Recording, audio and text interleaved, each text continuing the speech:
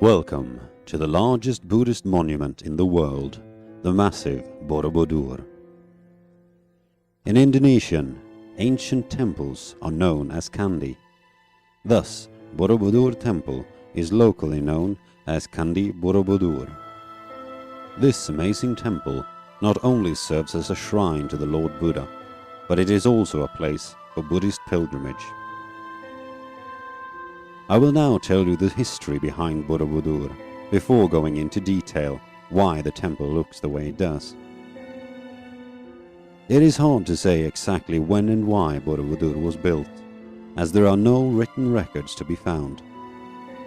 Archaeologists and historians estimate that it was built during the Salandra dynasty in the mid-8th century and took around 75 years to complete.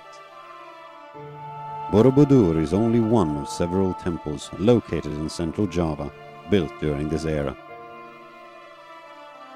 This was an era where power shifted between two rival families, the Buddhist Sailendras and the Hindu Sanjays. Both built large temples, this one being Sailendra's largest temple, and the Prambanan temple compound was the Sanjay's greatest temple. Even though these two dynasties were rivals, archaeologists have come to believe that there was never a large-scale religious conflict in Java, as temples of different religion have been allowed to remain, even during times when the rival was in power. Borobudur was later abandoned, for what reason is still unknown. What is known is that the center of power moved from central Java to East Java in the 10th century, and that several volcanic eruptions took place during the same period. If the latter influenced the former is hard to say, but many claim it is the most likely reason for the abandonment. Others believe it was used actively as a temple all the way into the 16th century, until the majority of the population converted to Islam. Again, the exact reason why it was abandoned is impossible to say. Even though Borobudur lay hidden for centuries, under layers of volcanic ash and jungle growth, the monument was not completely forgotten. According to the Javanese history scripts, small rebel battles have taken place close to the temple, and some notes associate the temple with bad luck and misery. One script mentions the misfortune of the crown prince of the Yogyakarta Sultanate, who despite the curse of the temple, paid it a visit in 1757. Upon returning to his palace after his Borobudur visit, he fell ill and died the very next day, so I hope you're not superstitious. The temple was discovered for the first time by foreigners in the early 19th century during the short British rule of the Dutch East Indies. The appointed governor, General Thomas Stamford Raffles, had heard about a hidden temple in the jungle in central Java, and he decided to investigate. He sent an expedition of around 200 men who found the temple and started clearing it of vegetation and dug away earth to reveal it. Reports of the finding were sent back to the governor, who ordered the temple to be fully revealed. The work on removing all the earth was finished in 1835. Although fully exposed in all its beauty, appreciation of the site developed slowly, and it served for some time largely as a source of souvenirs and income for souvenir hunters and thieves. Borobudur started to receive some attention in the early 20th century, when a restoration project was initiated.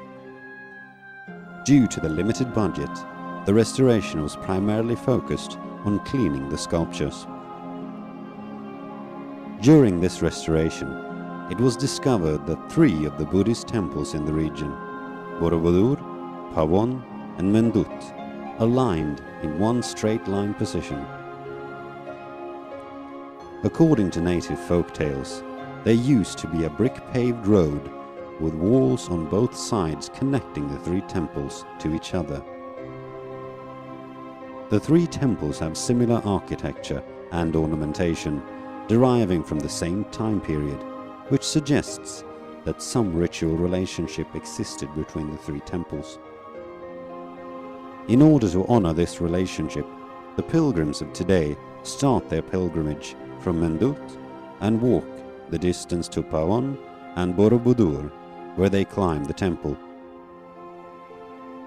In the late 1960s, the rather newly formed Indonesian government initiated a major restoration project in order to bring Borobudur back to its former glory. They requested help from the international community in order to renovate and protect Borobudur. The Indonesian government and UNESCO then undertook the complete overhaul of the monument in a big restoration project between 1975 and 1982. The project involved more than 600 people and included improving the foundation, cleaning of all the carvings, and also a new drainage system. These restorations saved the temple from slowly disintegrating and made Borobudur what it is today. Now that you know the history behind Borobudur, I will move on to tell you why the temple looks the way it does. Borobudur is essentially built as one massive stupa. A stupa is a Buddhist burial mound for Buddhist leaders and holy relics. According to the Buddhist cosmology, there are 3 stages of mental preparation. Each one of these preparations are linked to one of the many worlds or planes that exists within Buddhism. Borobudur is based around these 3 stages of mental preparation, and each platform represents one of the 3 stages. The temple has a total of 9 platforms, of which the lower 6 are square and the upper 3 are circular.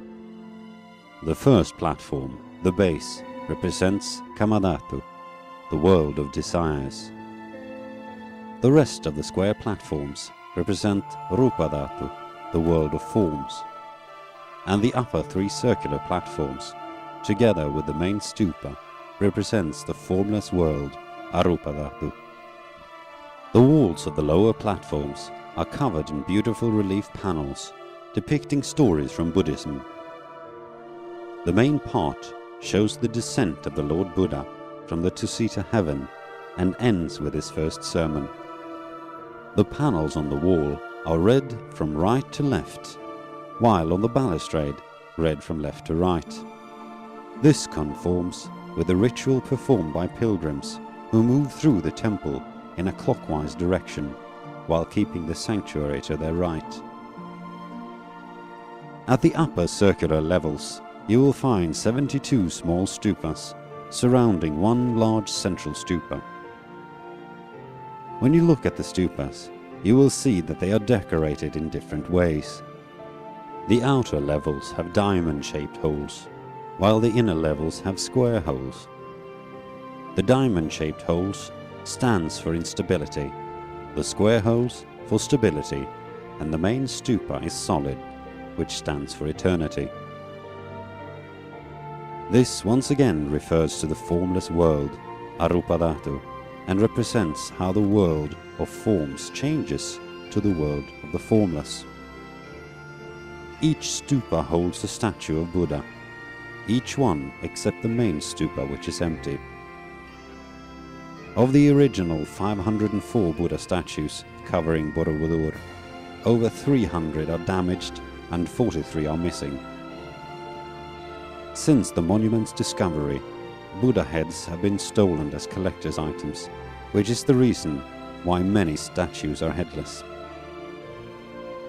In 1885, a hidden structure under the base was accidentally discovered. When the hidden foot was fully revealed, they say that it also contained reliefs, which, like the base, describe the world of desire. Only a small part of the hidden foot can be seen, as the majority of the hidden foot is covered in a stone encasement, for which reason is unknown. The main theory, however, is that the encasement base was constructed long ago to add extra weight to the base, as the original base might have been incorrectly designed. Today, Borobudur is the single most visited tourist attraction in Indonesia, with several million visitors each year.